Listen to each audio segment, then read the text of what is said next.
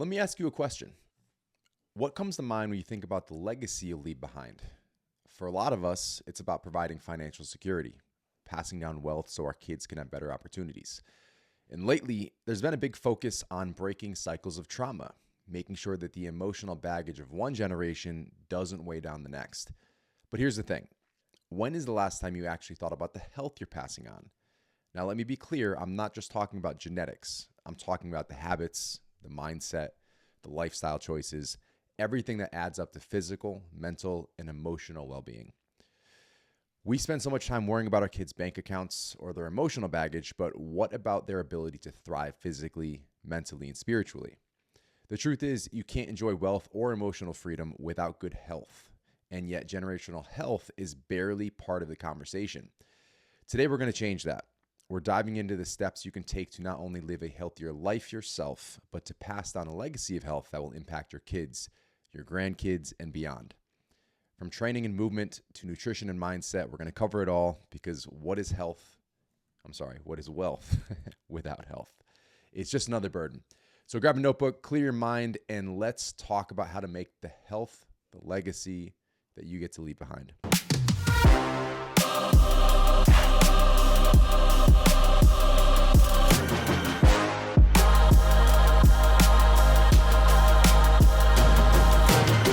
So diving into the problem, guys, we're always worried about money, and rightfully so. If you're unfamiliar with the book, The 7 Habits of Highly Effective People by Stephen R. Covey, he highlights a time management matrix with 4 quadrants. So this constant worry, this not reach for money, but the things we're doing to constantly worry, stress, and get more money, I tend to think of that as a quadrant 1 activity. So in regards to that matrix, quadrant 1 are things that are urgent and important. An example would be crisis situations, pressing deadlines, emergency meetings. Quadrant 2 activities, not urgent, but very important. And this is the one that's highlighted as the one that successful people spend the most time in. It's the longest or the highest ROI long term. This is strategic planning. This is building relationships when it comes to health, exercise, skill development. Quadrant 3 is urgent but not important. So examples being interruptions, unnecessary meetings, phone calls and emails. And then quadrant 4 is not urgent or important. This is the mindless browsing, the excessive TV watching, the trivial tasks. So I explain all this to say creating general health is a quadrant 2 activity. It's not necessarily urgent in this moment, but it's incredibly important. It's going to have the highest ROI of anything else you could be doing because, again, all that wealth means literally nothing without your health. You can't go back and buy your health. So I just wanted to kind of jump into that with the idea of those 7 habits, the book, that 7 Habits of Highly Effective People, those 4 quadrants within that matrix, and the general concept that, health, wellness, business, whatever, of the quadrant 2, the not urgent but very important, the things we need to do to be proactive being the key word there. Generational health is what really falls into this one. Yeah, so I was reading an article yesterday that kind of talked about this concept of generational health and slightly in a different way than how we're going to discuss it today. But a lot of it was talking about how, people are so focused on setting their kids up for success with money and with the financial side of things. And then also how right now it's very, I don't want to use the word trendy, but I'm going to use it. Trendy to talk about like generational trauma and like passing on certain traits and just experiences, I guess, to your kids that you've been through. It's very trendy to kind of like shit on your parents in a way, which we're not going to do that here because I mean, I'm very grateful for how my parents brought me up. And were they perfect? No, but nobody's perfect. And I think that is one thing that I try to keep in mind, that I'm not going to be the perfect parent, but there are going to be a lot of things that I can do to set my kids up for success that may be different than how I grew up. So we have that whole side of things, but the article kind of touched on the idea that we shouldn't be living in a way right now as adults that is going to force our kids to have to take care of us when we're in our older age. It shouldn't be their responsibility to literally be our caretakers because we did not put in the work to focus on our health, to take care of ourselves. And that's now becoming more evident as we get older, and they're going to have to worry about that extra burden of not only taking care of their kids if they have families, but also taking care of their parents.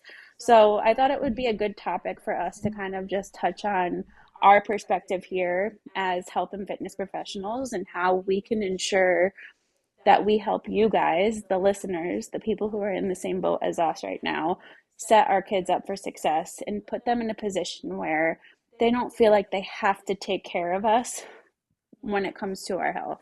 My parents know as soon as they're of age, I'm putting them in a home. You did this Step to Brothers. yourself. Step Brothers reference for those more movie buffs. I love you, Chris. I'm just kidding. I won't let Josh do that to you. Yeah, I think this is a really interesting conversation that we get to have because, I think Alessandra, you and I are probably asked fairly frequently about, how to model certain behaviors or how to, get your kids interested in being outside or how to get your kids interested in exercise or how to get them interested in eating healthy. And it's not like we sat our kids down to say, hey, we eat healthy in this family and we exercise in this family because we don't want to be fat or unhealthy. Like those conversations certainly have not happened in my house. I don't know if you've had, Kai's a little bit older, so maybe you have had some intentional conversations about health and fitness. But my guess is that most of us try to expose our kids to these healthy habits simply by doing what we're doing and modeling that behavior. So I think when you are actively demonstrating healthy lifestyle choices like eating nutritious meals, having protein, getting outside, exercising regularly, our kids start to take interest in those things too. And I think about, I don't know about your parents, Josh. I know, Alessandra, you grew up with your mom kind of in the fitness space, being a personal trainer. I grew up not with my parents in those industries for work, but as avid gym goers. Like I was in gym daycare and mom and dad went to the gym first thing in the morning. And like that was normal to me. I grew up thinking everyone's parents went to the gym in the morning before I went to school.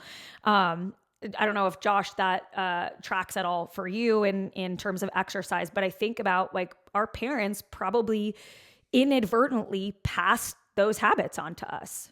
Yeah, my dad specifically, he was always the coach, all my teams.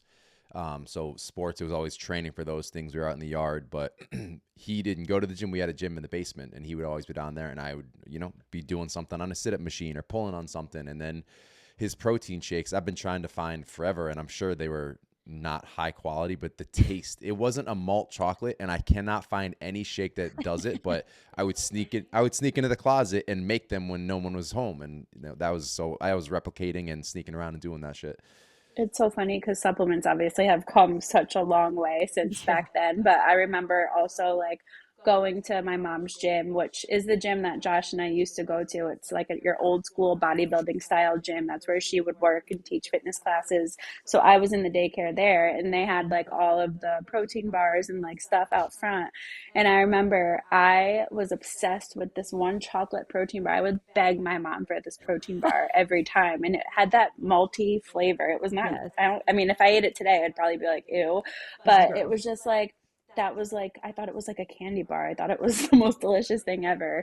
And she'd be like, most times she'd say no, you can't have it, but every once in a while she would let me grab it and I felt like I was on top of the world because I got to eat this protein bar. But That was me and Power Bars. I feel like they were like Oh, one of the only, do you remember that brand, Power yeah. Bar? I yes. remember even like they would be at my like if we had a track meet or a cross country race and there were like booths set up, there was always like a Power Bar thing there. And I remember feeling so cool because I was like, oh, like I know Power Bar. Like my dad eats these all the time. Did Gatorade own them? I always remember Gatorade and Yeah, Power Bars. yeah, it was Gatorade and Power Bars, pretty Yeah. Yeah. much. Yep. Yeah. Those were the cool, healthy foods back then. But no, Joelle, you talked about like really modeling this idea of health and fitness for our kids. And obviously, that's something that we do here. Now that Kai is older, so he's 5.5, he'll be 6 for next year when the new baby's here, which is crazy to think that I have a 6-year-old almost. He acts probably what, 7. 7 to 8. He's very mature for his age. So we do have more of those in-depth conversations now about just like why we're eating certain foods, why we do go for the morning walks, why mommy is going out in the gym to work out. Like he'll ask me like, why are you doing this? And I'll explain it to him, just like I would explain it to anybody asking me why I was doing this. So it's cool to reach that point where you can have those conversations because it makes it a little bit easier in a way, but also we are still continuing to do those actionable steps and just like living the example for him so that it is just his norm. Like we go out to the garage and lift weights. That is something that he's growing up with that he sees as the norm and will probably, similar to you, Joelle, just think that that's what everybody's family does. Right. Everybody's family goes out and spends time in the gym together. And we actually got him, so for Christmas this year, I ordered him a squat rack. It's a kid's squat rack from Rogue. It's actually worth more than our squat rack that we use. But We'll have a conversation about that later. Yeah, I was going to say, Josh just gave you a look like he didn't know that information prior to this podcast. I didn't know that. I looked them up a few weeks ago and I was like, because I was like, oh, maybe I'll get some like weights and stuff for Sloan. And they were outrageous. And I was like, never mind. So I justified it by we'll have 3 kids using this over the years, so we'll get our money's worth out of it. But I got him a squat rack. I got him a kid's barbell from Rogue. That's super cute. It's like a standard barbell, so you could put regular sized weights on it. I got like the big plates that are just like 5 pounds. So we're going to start actually strength training with him this year. That was one of his Christmas gifts. I'm so excited because like up until now we've had the fake like toy weights and it's been fun and like he likes that, but he's been trying to pick up our small kettlebells and like do more. So I'm like, okay, he's showing signs that he's interested. He wants to be ready to do this. And a big myth that I think continues to float around, I don't even know why this still floats around, is that lifting weights can stunt a child's growth. And there's no research to support that. We'll dive into that. We'll dive into that in a second. That's going to be one of the sections, but let's take a step back for a second. So Are we ranting too much for you, Josh? It's not the rant. We do have a little bit of structure we can run through, and I don't want to take away from the good stuff that you guys are throwing in here when they're going to fall into some of the more strategic placements on this. So if we take a step back, just defining what is generational health, not general health. What is generational health? Essentially, think about that. It's the idea of generational anything is passing along. So passing along a lifestyle that allows your kids and your kids' kids and your kids' kids' kids to continue to grow and thrive. We talk about this all the time. What we do for ourselves, for our clients, for our kids, it's not a plan. It's not a protocol. It's literally a lifestyle. And if you can't maintain it as a lifestyle, and that doesn't mean it's the same thing in the same compartments for the rest of your life, but it's principles. So if you can't maintain those principles and incorporate it in a lifestyle and have different things you can ebb and flow with, in my opinion, it shouldn't be implemented in the first place, because if you can't maintain the process, you don't maintain the benefit, you don't maintain the result. So in a very general sense, generational health is the ability to pass along that lifestyle. Do you guys have anything you would add to that? I think that sums it up nicely. Like we're talking about it in the broad general sense. So I think that you hit the nail on the head. It's just everything, and we'll kind of dive into the specifics, but it's everything that you do now is shaping not only your future, but generations to come. And I think it's really cool to think about it that way. Honestly, I think that inspires me to want to be better. So if you are in a position right now where maybe you aren't taking care of yourself, or you're not taking care of your health and your family's health as best as you want to, let it be something that pushes you to do better and not hinder your ability to do that, if that makes sense. I would also just say, Josh, I know in the beginning you said, I'm not really talking about the genetic side of things, more so the habit side of things. But there is a genetic component that's not worth ignoring, because when you're talking about generational health, you're talking about health habits, yes, but we're also talking about behaviors. And then we're also talking about the genetic predispositions that we can be passing down to our kids and impacting their overall health. And I mean, like epigenetics is like a whole other rabbit hole, but when you start digging into like, you know, your grandmother's this and your great great grandfather's that, and how that impacts, you know, someone's genetic cholesterol levels and all of that, you're like, wow, this really, health really is generational from a habit perspective, a genetic perspective, and a behavioral perspective. No doubt. Love that. And it's in that sense, it's not like, oh, I'm limited by this. It's what do I need to do to prevent X, Y, and Z? What do I have to be extra cautious of? And I love that. The only thing I would add is just kind of the idea of this ripple effect. So even beyond our families, you know, the ripple effect of healthy habits across family systems allows us to create this happier, healthier community, which, as we've talked about before, is something we really strive for. That is our selfish motive for everything we do, is creating a happier, healthier world for our kids. So just kind of embracing that as an individual, and then on the macro level. But I guess kind of figuring out, you know, why would we think it's overlooked? You know, we have so much cultural emphasis on wealth, on education, but a fairly significant neglect on holistic health. I think even in a general sense, health is kind of taken for granted. And you guys tell me if you agree or not, but it might be somewhat of a closed-minded or a closed mindset topic for some people, I guess, where they don't really realize how large of an impact their daily decisions have on the long term. And actually, ironically, that's very similar to the concept of generational wealth. It's the little things you do consistently that make the biggest difference over time. And many people do struggle with both, you know, health and wealth, due to this idea, this concept. Agree, disagree? Do we think of it as a closed mindset when it comes to this? Do you guys have a different perspective you want to share? I think that if you asked any parent, do you want to pass down healthy habits to your kids, they're of course going to say yes. But I think that it's also I think it's one of those like easier said than done situations. I was doing some research the other day because I have a big batch of content that I need to film tomorrow. And I was looking into the most common barriers to exercise adherence. And as you can imagine, the number one barrier is time for people. And people saying, you know, I don't have time.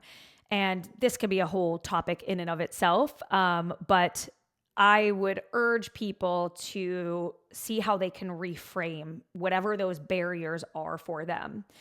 And so perhaps it would be helpful to reframe, you know, how much time someone has. And this is the part that made me think of this, Josh, is like, I think, have as a society, and maybe people who are not currently involved or enrolled in some sort of exercise program, I think that we greatly underestimate how much we could improve our health with very little time commitment. And that's really the piece that I wanted to mention, because like I said, if you asked a parent, do you want to pass on good health to your kids? I don't think anyone would say like, no, I'd love to pass on shitty habits to my kids. So I think that it's helpful to recognize that there are barriers to this for people, whether it's time, money, you know, et cetera. But I think part of this overarching challenge is that people really underestimate the health benefits that they could get from even one day of exercise per week, or even 10 to 15 minutes of exercise in a day or every few days. There are benefits to that. And, you know, we have all talked a lot on this podcast, on social media, et cetera, about the something is always better than nothing approach. And I think in our society's very all or nothing mindset, that's where some of that almost like closed mindset comes from, where I think it's more not as much an issue of growth mindset versus fixed mindset, but more so an issue of unrealistic or just lack of knowledge around the benefits of exercise in shorter time periods. Like we think we need to do, you know, a 5-mile run followed by an hour-long lift followed by a spin class. And it doesn't have to be that way. We know that exercise can be small and manageable, and it would absolutely be better than nothing. But we use time as a common barrier. No I'm doubt. glad you brought up knowledge, Joelle, because obviously I'm pregnant right now. I post a lot of pregnancy content, and I follow a few other influencers, and just, you know, that's just what is coming up on my feed a lot. And I think it's very interesting that there's still a large amount of the population that thinks that exercise is to just look a certain way. Like people are extremely confused why there are pregnant women lifting weights and exercising at all, which I think in our little bubble, we've dispelled that myth and people know the benefits. But it just kind of opened my eyes to the fact that outside of our bubble, there are still so many people that believe exercise is just to improve your aesthetics, just to improve how you look on the outside. So I think that knowledge does play a huge role in this because it's just people don't understand. Like you said, on that small scale, like doing the little things can significantly impact your health, but also just the fact that doing these things at all can impact more than just body fat percentage or how much muscle you have in your frame. So I just wanted to throw that in there because I think that's something that we often don't hear about, but it's still a big issue for the mainstream general population. Yeah, it makes me wonder to your question too, Josh, like how much of it is unwillingness to exercise versus lack of knowledge and confidence and competence around exercise. And I think that's part of why we are so passionate about doing what we do. Like, yes, we care about our health personally, but we got into this industry because we care about the health of other people too. And we want to help other people lower that barrier and give them the education and the confidence and the tools to be able to do this on their own. For sure. I don't even know. I don't necessarily, for the majority of people, think of it as an unwillingness. When I was No. utilizing that closed mindset concept, it's what you just brought up exactly. It's the knowledge. It's I didn't realize that I could do these little things and really move Right. that pendulum in this other direction. So love that. Came out great. Now to kind of dive into some actionable things. So like how do we create this in each segment, in each sector of our L5 method? So L5, training, nutrition, mindset, movement, and habits. Those are our 5 pillars of health. And we talk about this in almost every single episode because it's applicable to just about everything that we do, being that it's a blueprint. It's not a one size fits all plan or program. It is a lifestyle. And this is basically a blueprint to help you shape those 5 pillars in a way that makes the most sense for you. So to kind of kick it off, we dive into training for generational health. Basically some regular physical training, strength, cardiovascular, any kind of mobility work. I guess the first question is, when can kids start? I mean, you guys kind of started it on that, and that's when I tried to jump in and scale it back a little bit. But what's the age? There is no minimum age when it comes to physical activity. When it As comes long to as a you're doing it safely, like obviously age right, appropriate in like a safety standpoint, but Which you right. other could than say that, about I don't anything, believe. any age. Right. I don't believe that there's like they magically turn age 6 and it's like, okay, it's fine now. It's like, all Right. right, Reese picked up a 5-pound weight the other day. I wasn't going to be like, oh no, you're only 19 months. Don't touch that. Like, let her have that exposure. Yeah, no, there's really, like I said earlier, there's no research that is current to support the idea that lifting weights or resistance training is going to stunt their growth by any means. And in fact, it's only shown positive benefits, both obviously the physical benefits of getting stronger, improving whatever sports they do play, but there's also cognitive, mental health benefits. It boosts their confidence and self-esteem, which I think is honestly the most important thing when we're talking about young children. But like you said, Joelle, you have to approach it in a safe and age related way that makes sense for them, and understand that you don't have to go write your kid a strength training program and they don't have to follow this program 3 times a week for 20 minutes. I'm going to tell But Kai there, he has to join the app. Kai's got He's going to write a program for it. Kai, use code Levolution and you'll get your first month. But, when we think about exercise and introducing our kids to exercise, it doesn't even have to be in the gym setting. Get outside, kick a soccer ball around with your kid. Like, it's just about physical activity, moving more, especially today. I feel like that's one thing that has really just dwindled, at least since even we were kids. Like, you see shorter recess times, if they even have recess.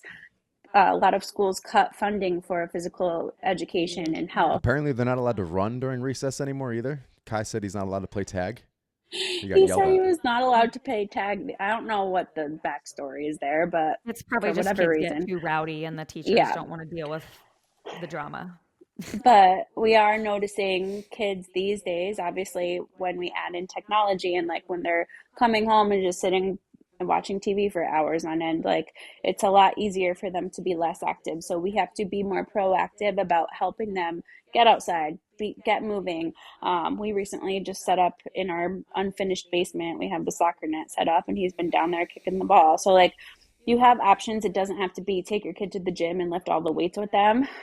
But when they get to a certain age, like Kai's age, we're going to start introducing more of that structure, but still keeping it fun. And that's really the point I want to drive home, is that it has to stay enjoyable and fun for them. And it's really up to you to make it fun. So if you're trying to teach your kid how to squat and you're yelling at them and you're telling them all the things they're doing wrong, like that's not going to be fun. Like, think about, let's parallel this to sitting at the table with your parents doing math homework. Like, if your dad or your mom is sitting there, you're screaming at you trying to figure out this math problem and it's not fun, are you going to do well in math? Probably not. Same thing with physical activity. Keep it fun, keep it short and sweet, small bursts throughout the day. Do what you can with what you have.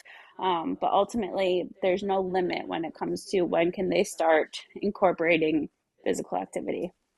I want to jump in here on this because you mentioned something really important. One, making it fun for kids. But the other thing I want to come back to is age appropriate explanations for things and being really, really intentional with your explanation for things. I know I said before, Alessandra, like you've probably had some more intentional conversations with Kai than maybe we have with our like 19-month-old and 3-year-old. But Sloan is at an age where she understands and she is curious. She was climbing something the other day and I was like, wow, your legs are so strong for you to be able to climb that high. And she goes, Mommy, it's because I exercise and I eat my protein. And I See, was it like, what sticks. do those things do? And she's like, they give me big, strong muscles. And I like, that's just the very basic, like, it's just a very basic understanding. I know I don't know if we've fully talked about it on here, but like when we've talked about nutrition and like, carbs give us energy and protein gives us big, strong muscles. That's it. Like, I'm not, we're not out here telling our kids, you need to exercise so you don't get fat, or you need to exercise so that you're skinny like mommy. Like those are not the conversations that we're having. And so I just want to say, if you are going to have these conversations with your kids, you do have to be really intentional with the way that you word those conversations and the way you have those conversations around nutrition and exercise. I love that Sloan's like, yeah, I have big, strong muscles from exercise and protein. That's why I can climb this so high. And I'm like, hell yeah, great, cool. Love that for you. So I just wanted to add that piece. Yeah, they're net positive conversations. It's not we do this so this doesn't happen. It's we do this because it allows us to do X, Y, and Z. Now, you sent me something yesterday, maybe it was a couple of days ago. Kid Strong. I don't know if this is national or if this is just one local place. Basically, workout classes for kids. And this has them, it says set up for ages 1 to 11 to build confidence, character, family connection through science-based fitness games led by expert coaches. Love it. Each membership includes one structured 45-minute class a week.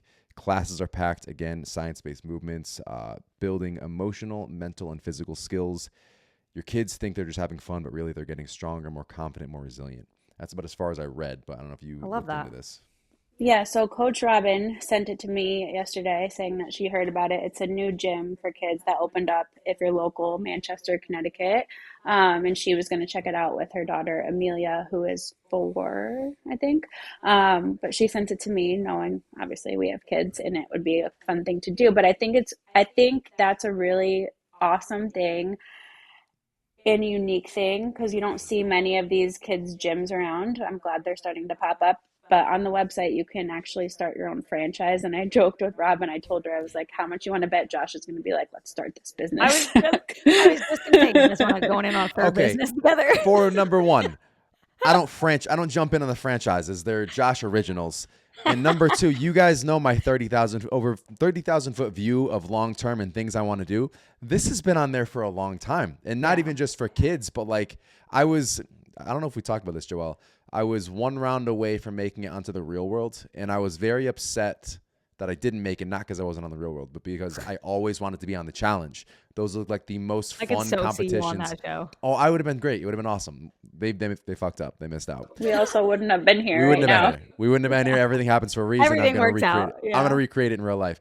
But like adult obstacle courses, not like American Ninja Warrior stuff like that, but like a commute. Maybe you sign up for like these weekly competitions on Saturdays and you train together in the gym or whatever, but very functional and then like athletic and military, boot camp-esque competitions you can all be training for.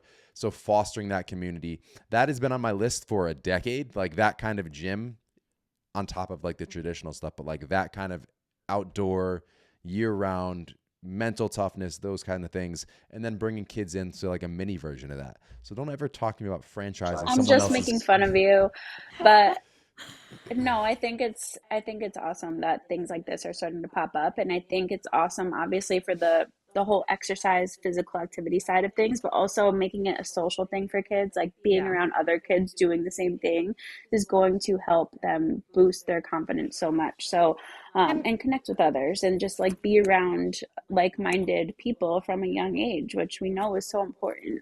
I also like it as an option for parents who are maybe not prepared to enroll their kid in a sport and have like practices and games. Like, what another great At way 7:00 at kids. night.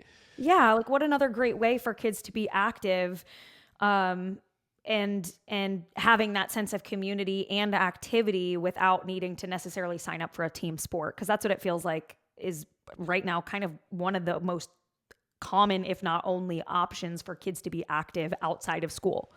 Yeah, and I have lots. We could probably do a whole episode on that because I have so many thoughts about kids' sports, and I'm very torn Mm. when it comes to Kai. I mean, obviously, Josh grew up doing all the things. I think it's important for them to be exposed and to learn these different types of sports, but at the same time, we are so family focused and have such high priorities when it comes to sleep and schedules and making sure our kids' health is at the top of that. Whereas now, kids' sports are very intensive, but also sometimes practices are like 8 or 9 o'clock at night. They're not Yeah. getting home until after that, eating dinner and going like, I have a split Yeah. personality when it comes to this, and maybe we dive into that in a whole episode. But moral of the story is I think that it is so important to introduce your kid to some type of physical activity, and that can look different for every single kid, that can look different for every single family, it can look different for every single season of life that you're in, but there are options out there that will make it fun for them and also help improve all of the mental, physical, cognitive balance, coordination, like all of these things that we know it helps. So That I would is something also, I can feel people shaking their heads as they hear you say that, and what?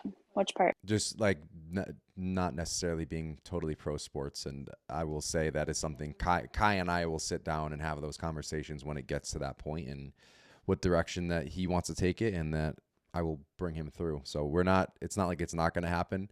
That'll be a me and Kai thing. I would also imagine Kinda. you're cut out from the conversation. Alessandra. I would also imagine that it's easier for a kid to have excitement about sport and exercise when, coming full circle here, that behavior has been modeled in the past, or those habits have been modeled in the past. I would imagine it would, and I don't know this for sure, but my thought process would be, if you have never modeled exercise or the need to go run outside or be active in any way, and now you just enroll your kid in a sport, I would imagine that there would be a higher likelihood of resistance from the kid, depending on the age, a higher resistance from the kid, because it's like, why are we doing this? Like, Kai would never ask you, why are we playing soccer? He already knows. Yep. This is not, I would never condone kid shaming. This is something that broke my heart. So at T-ball, there was a little boy. You knew I was going to talk about this? I was There's going to bring it up if you weren't. A little boy, pretty significantly overweight. And everyone else, like, this isn't like, it's nice out. Everyone's having fun running around. He's got his head drooped. He's dragging his bat to the batter's box. They have to coerce him to pick it up and swing it. And he's a big kid. He could crush the ball if he wanted to. He just kind of moves the bat, kind of taps it off the tee and just mopes to first base walking. He just Just looked really he sad. It was was really so heartbreaking. sad.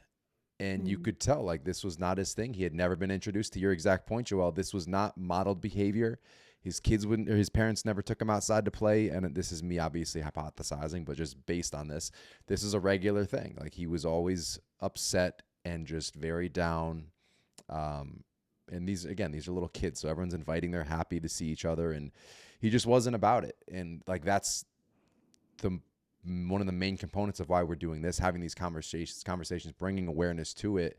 Again, that's not shaming that kid. I felt horrible for that kid. You wanted to run out there and give him a hug. But if we aren't supporting our kids, even in this non-structured setting, like this is just the way we live, the things we do. If his path continues on that trajectory, what does his long-term health outlook look like? He's going to be on the couch watching video games, eating potato chips, fueling this cycle of depression and anxiety, minimal community, like all the things. It starts right now. If you are a parent and you're making excuses for why you guys aren't going outside and prioritizing healthy foods and movement, whether it's sports or just anything, being active in any situation, I have said this time and time again, and I'm going to repeat it here. Joel, feel free to fight me on it.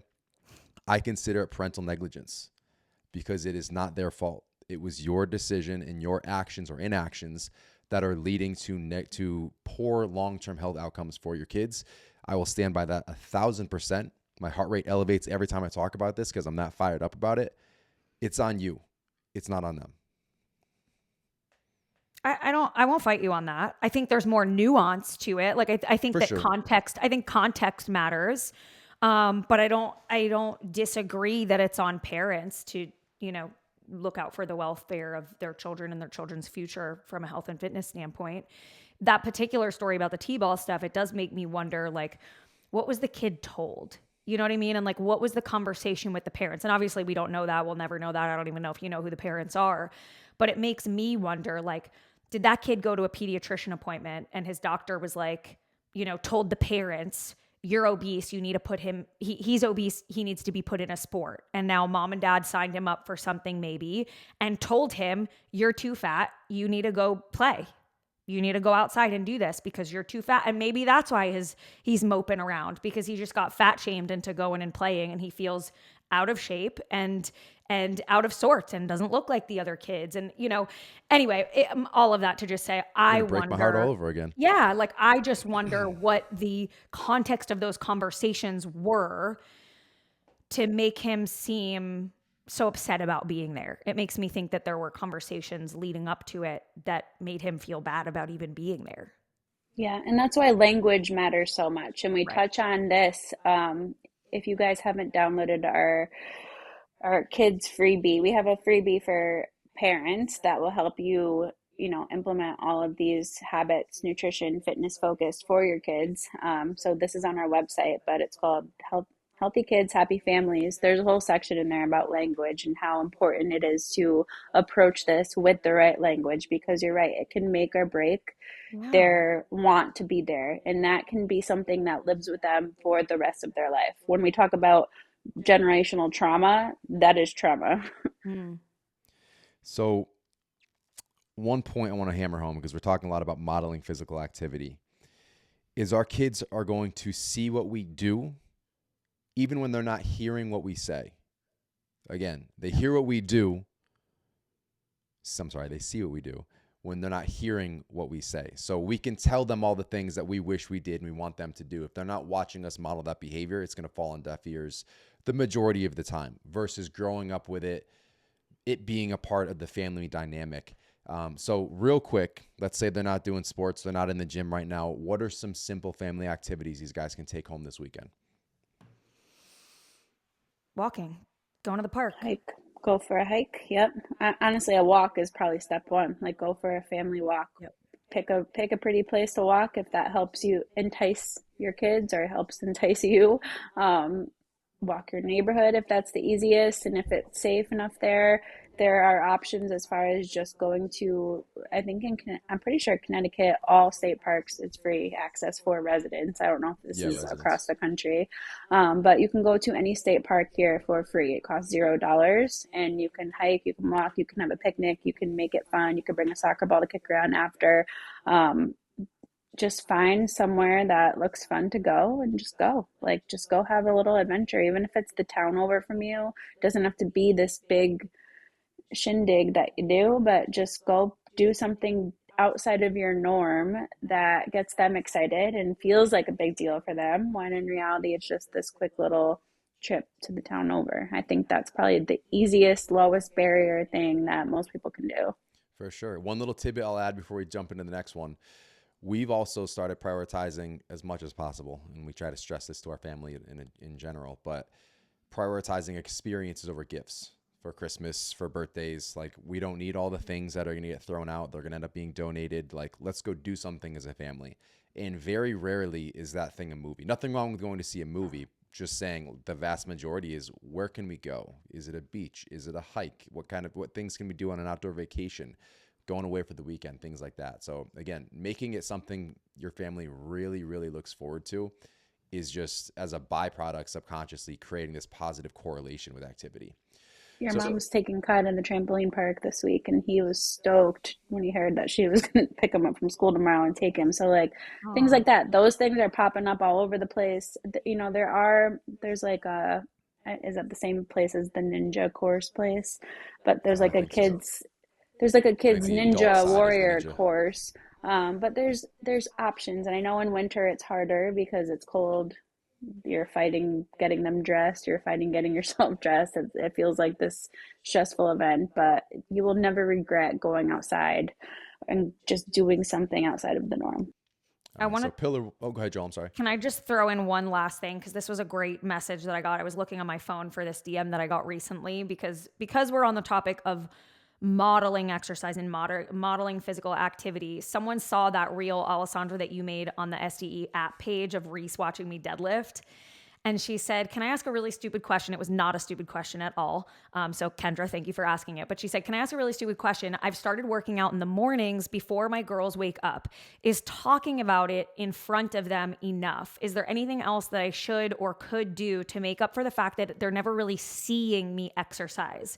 Maybe a loaded question, so no need to respond if it's too much. And I, of course, responded.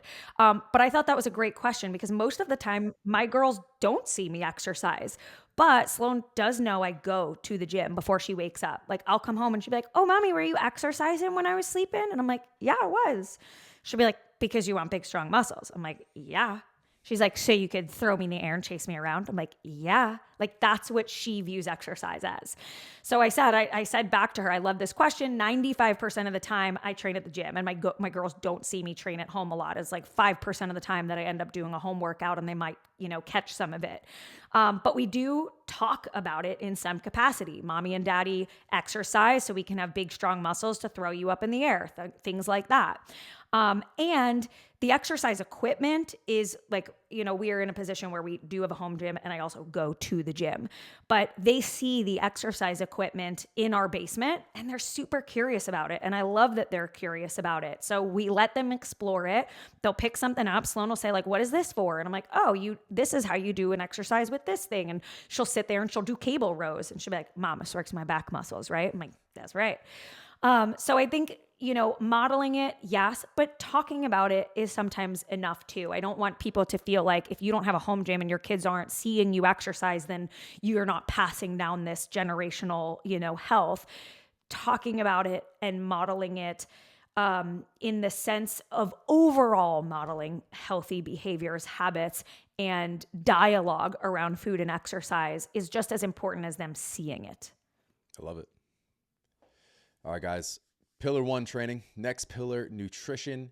So fueling generational health via nutrition. Now, one of the core components, adults, kids, just, obviously concept-wise, whole foods over the highly processed stuff. Just prioritizing that and, making it an activity, an experience to create delicious meals out of whole foods enjoying those other things in moderation. We're not going to demonize junk food. We're going to teach moderation, and really allow them to understand that, too much of that doesn't make us feel good. Kai, I think, is the only kid I've ever met who will choose like regular milk over chocolate milk. He will walk away from half of his dessert. Like, he'll have enough. And then when he's satisfied, he just, nope, I'm all done. You can have this. And he walks away. So we don't demonize it. It's not something that lives in the house all the time. We have a great time at family events and special occasions. And then when we crave it, when it's not here, we'll go get it. But it doesn't stay here. It's not a nightly thing. It's not always a weekly thing. It's an occasional thing, which is, a piece I believe a lot of people miss when it comes to moderation.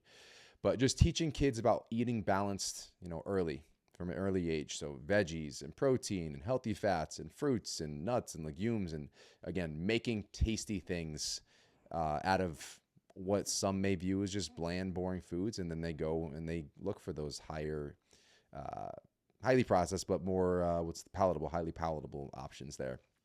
One thing that we're big on in this whole regard is actually making it a family activity. So they're probably not going to help me with a steak and some kind of stir fry, but we do pizza night together. We'll do like whole grain dough, and we'll throw on some protein. So if we're throwing some chicken on there, and we'll throw on some peppers and onions and just make it a fun event. He's sitting there eating handfuls of cheese while we're sprinkling it on the pizza. And it's a fun thing. We enjoy cooking and being together and eating together. That's one of the big foundations with what we do over here. I think another helpful thing, to that point about getting kids involved, is we know toddlers and young kids love choice, right? Like, they love to feel in charge.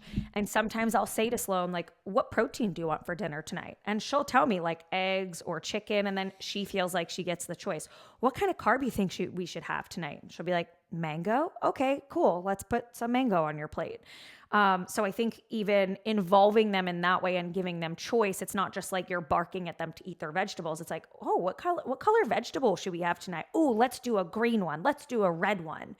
And making it like fun for them in that sense. Yeah, I love that tip. I think that works well for us too. And I think another thing is, like, with Cora, even with Kai right now, I got these cute little, like, I don't even know what the heck they're called. They're like, it turns your sandwich into a shape. So there's bigger ones that we use for Kai that will, like, basically cut the crust off. It makes it like an Uncrustable. Yeah, it's Uncrustable. Which is cool. It makes it fun for him and he loves it. But that we also got like little ones for Cora. So it'll, like, I have a little heart one that's maybe like the size of a quarter, and I'll just do her sandwich that way. Or you can use it for fruits and vegetables to make them these fun shapes. And she loved it. She ate her whole sandwich the other day. Granted, she's still in that baby stage where she will literally eat whatever I give her. Yeah, and eat so much of it. But she thought it was the coolest thing ever, just even being 16 months. So making it fun, making food fun. Do you guys notice a theme here? Is making all of this stuff fun for them is so important, and including them in it is so important, rather than just, here's your food, you have to eat it, you have to finish your whole plate because that's what you get, versus giving them options. Like Kai and when I say giving them options, we have a rotating list of maybe 3 to 4 breakfasts that Kai loves right now. And I'll give him those options to choose from in the morning before school. And that way he gets what he wants. There's no fight going back and forth. Usually it still takes him a little bit longer to actually eat said breakfast. But it just makes it that much easier for them to have the quality option versus fighting tooth and nail back and forth because they want cookies for breakfast or whatever it is. And just from a general principle perspective, when it comes to nutrition, when it comes to diet, we aren't jumping from fad to fad. We're not looking for the next thing as the adults in the room. So for those of you who are doing that, like, it's going to be a little confusing for your kids. And, if it's a fad, if it's something that's not sustainable, those aren't really practices that you can pass on for yourself or to your kids. It's not something you can maintain for that longer term. It's not sustainable. So getting into that rhythm of understanding these foods help me thrive. I feel really good when I eat these types of foods. It's not this specific diet, but what I eat is my diet. That's the whole point. Your kids can get on board with that. They can see that you can teach them the same things. When we eat these things, we feel better. When we eat these things a lot, we don't feel great. Once in a while, fine. But this is just the way that we eat. So being able to pass along a concept versus, well, this week I'm keto and next week I'm not eating X, Y, and Z and I'm cutting this food group out. You're confusing the shit out of your kids if you're doing that yourself, whether you're vocalizing it or not. They're seeing, oh, no, mommy can't have that today. Daddy can't eat that today. That's not the way you should be eating, and it's not something you can allow your kids to learn and grow from. So that's kind of both sides of it, from yourself for your kids, teaching moving forward. Just developing sustainable habits. You might change the amounts you eat based on a phase that you're in, but the things you're eating really don't change throughout your life. And I think That's a adults and kids need to hear question. that. I get that question often regarding macros and kids seeing you weigh out your food or putting your food into an app. So I wanted to touch on that really quickly for those of you who might be tracking your macros. But Josh, what you said about like what we're eating never really changes. It's just the quantity, and that's like the biggest point I want you guys as adults to take home right now too, is that whether you're pregnant or postpartum or in a fat loss phase or just trying to maintain, like your what you eat shouldn't really change too much. It's just the amounts that you eat should change. But back to the macro thing, I think, if your kid is watching you weigh out these things and maybe put them in your macro tracking app or whatever it is.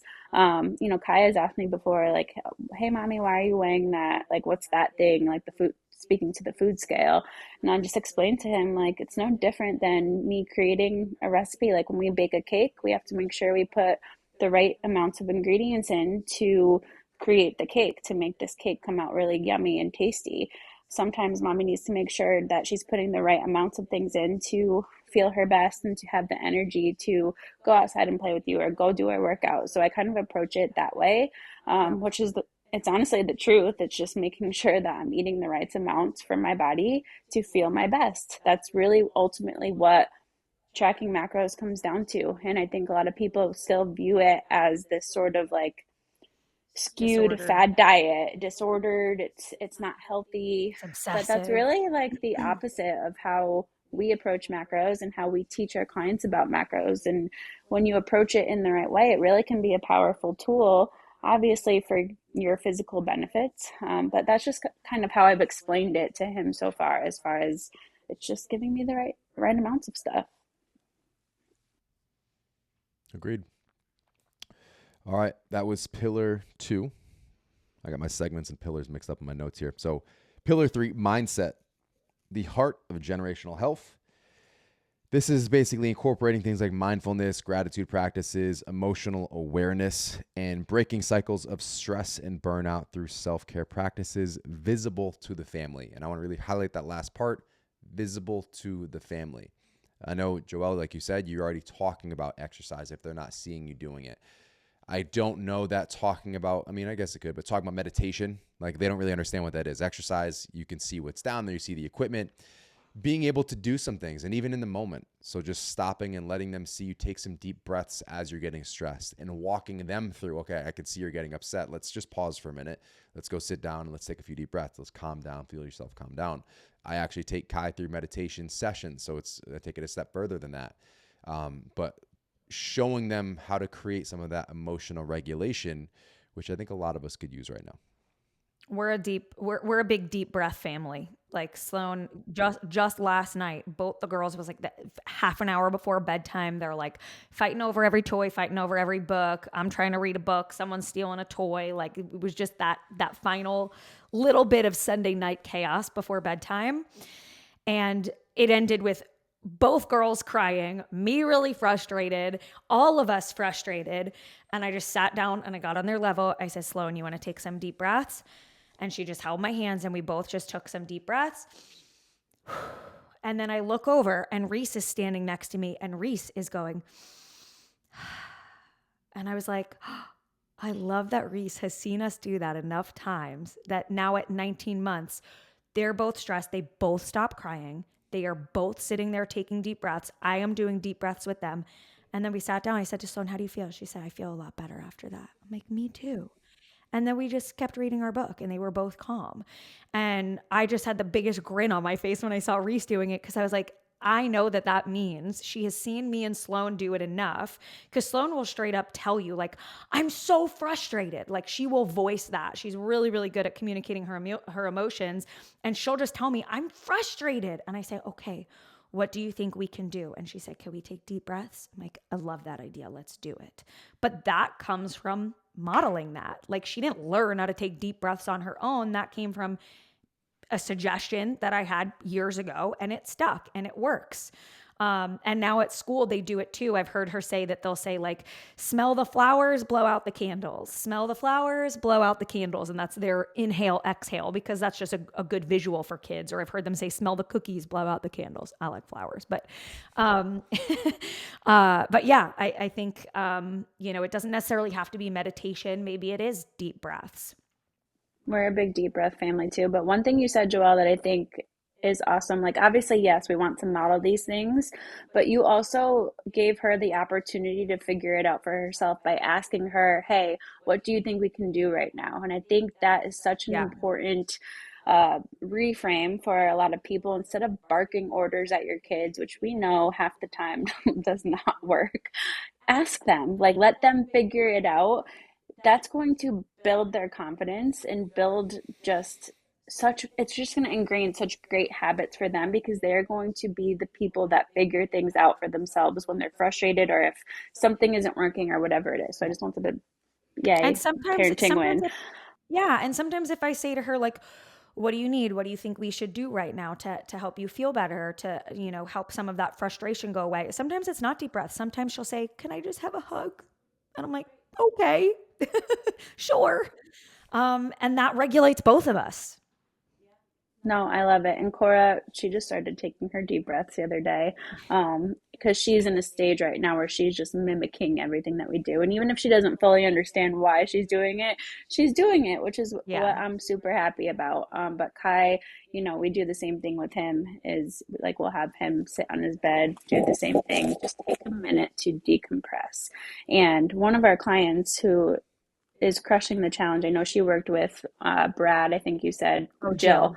Hmm. But she also does the app. She just posted this, I think this morning or last night on her stories. I don't know if you saw it yet, Joelle, but she was saying how I think it was bedtime or something, where she was experiencing a lot of anxiety and just Oh, frustration because yeah. her kids were screaming and yelling. Going outside. So she just went outside. She took the trash out. She stood outside, took some deep breaths outside by herself in the silence, and it helped regulate her emotions so that she could go back inside and be the model behavior for her kids and come to them with this calming presence rather than feeling Yeah. frazzled. Because I mean, I've been there too. Like when our kids are like when Cora's screaming, Kai's asking me a million questions at the same time. I'm like The overstimulated. overstimulation. Hmm. It can be super overwhelming. So that's just another example of like remove yourself from the situation if you can for a second and take some deep breaths and remind yourself, okay, I'm okay. I got this,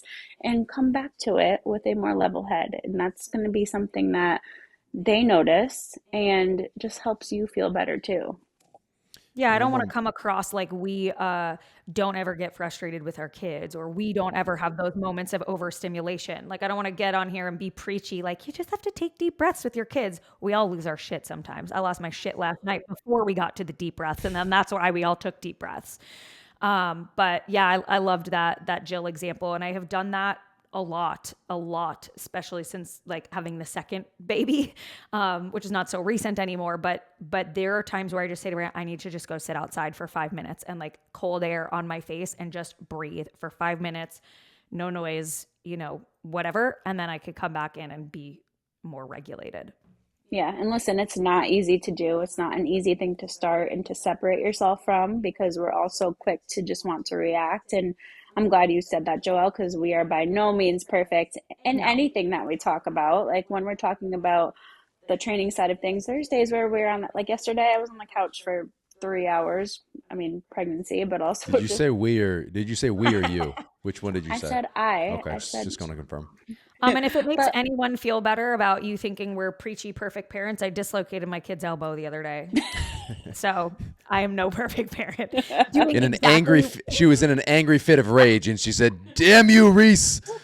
Somebody call I swear we CPS. were just playing. It's funny. One of my friends reached out to me after it happened because I had posted something to close friends, and I said, like, I feel so bad that like I did this to her. And she goes, "How did it happen?" I go, "I was playing with her and like we were jumping." She goes, "So you were playing with your kid and something accidentally happened. Like, it's not like you picked her up and threw her across the room in a fit of rage. Like, you're already doing better than 90% of people who are not playing with their kids. You were playing with her and like something accidentally happened." And I'm like, thank you for that reframe. So yeah.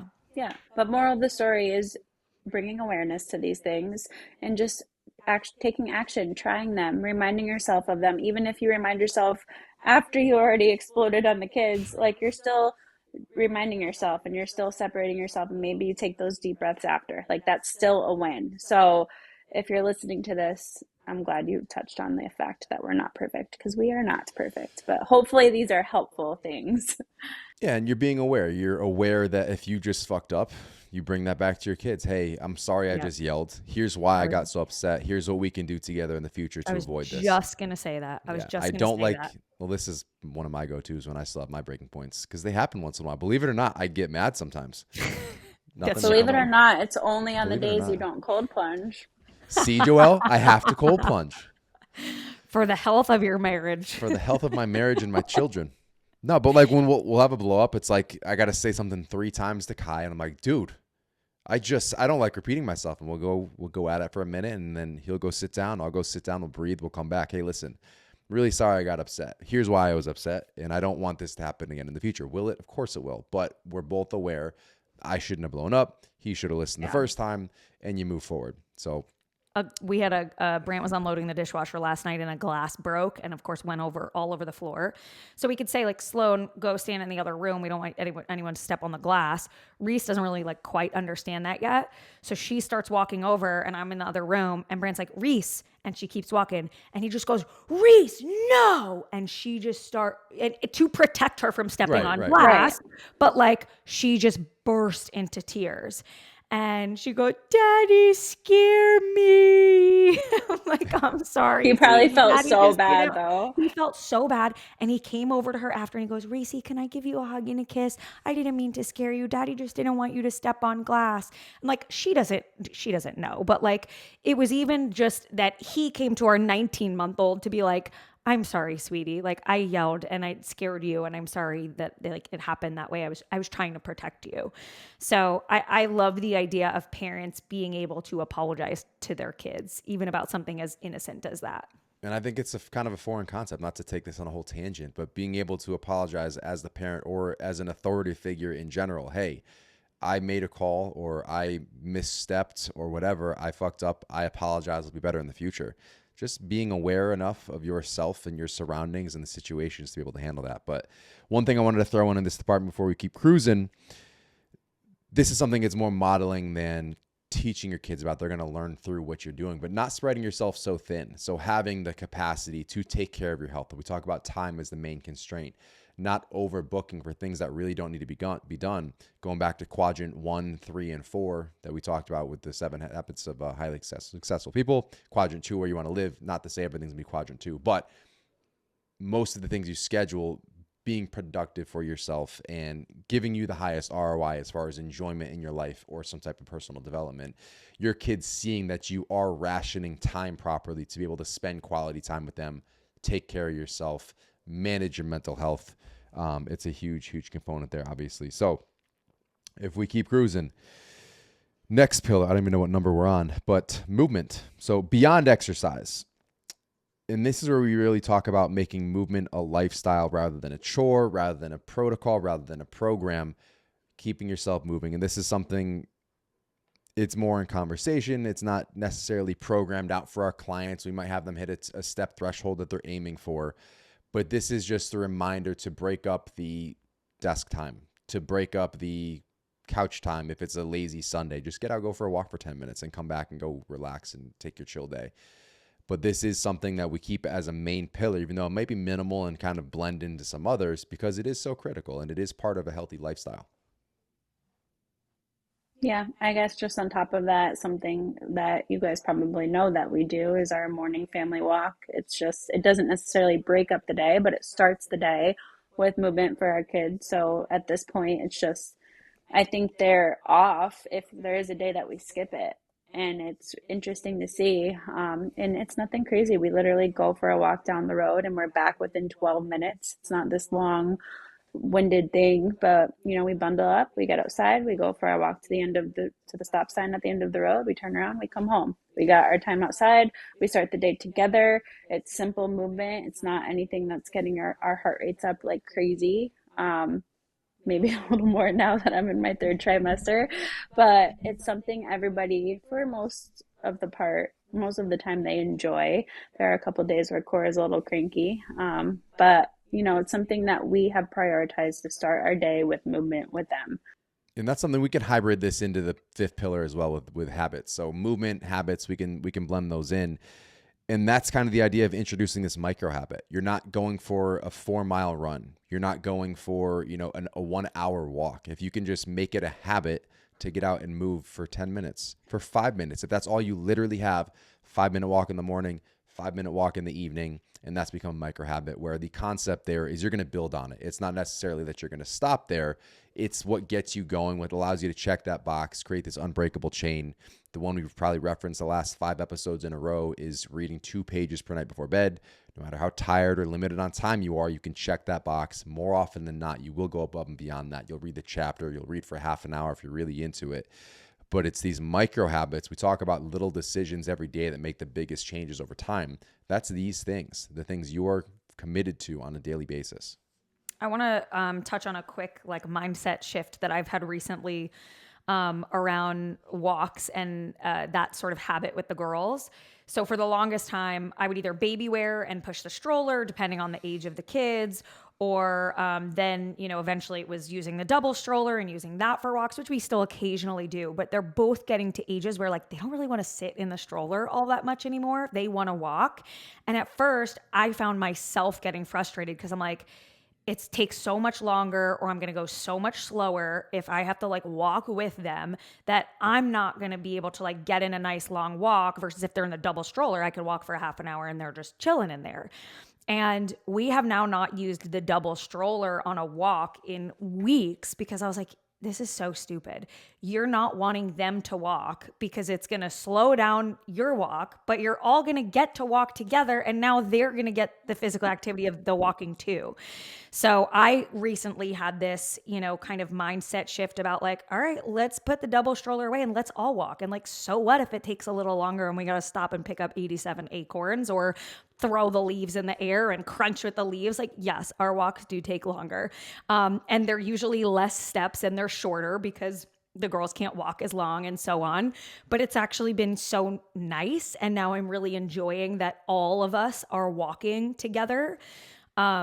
Instead of just forcing them to sit in the stroller when they are fully capable of walking. And they want to move their bodies too. Sloan would spend the whole stroller ride going, can I get out and walk? Can I get out and walk?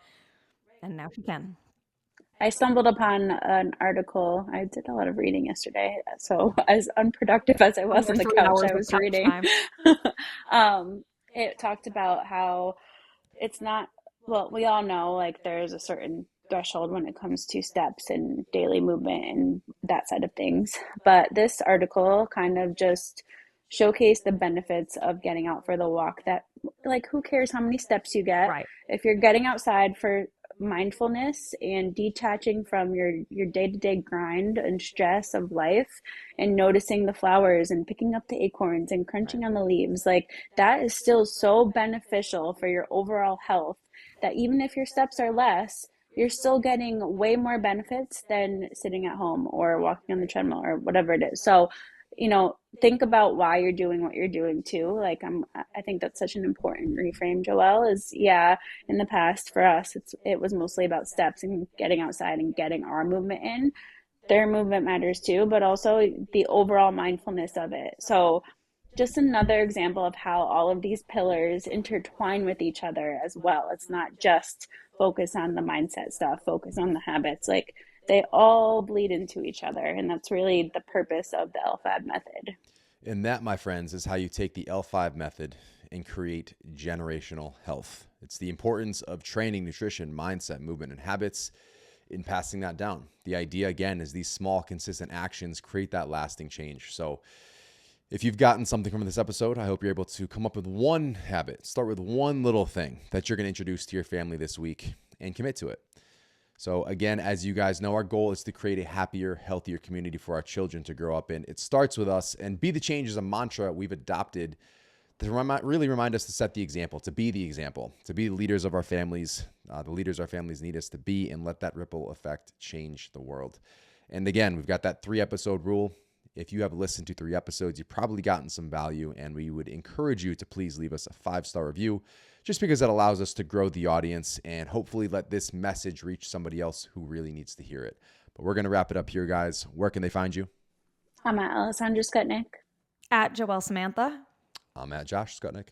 Everything else you need is linked in the show notes.